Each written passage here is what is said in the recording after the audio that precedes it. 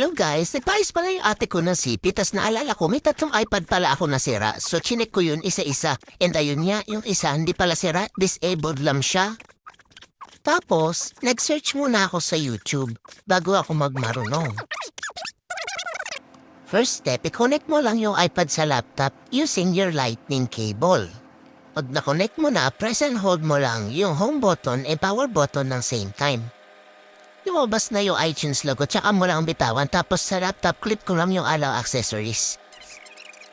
After nun, click mo yung restore.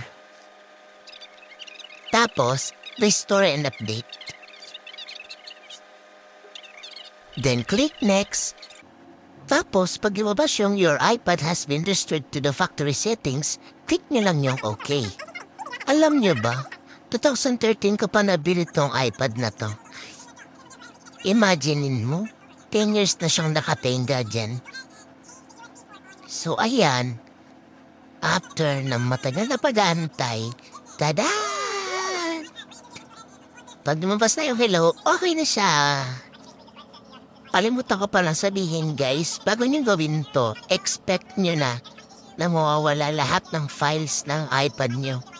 So ayun, after ko inabang yung Apple ID ko, nag-reflect na din siya din sa your devices sa Apple Store. Ayun lang guys, wala lang, natuwa lang ako. Sinare ko lang. Thank you sa panonood. Bye-bye!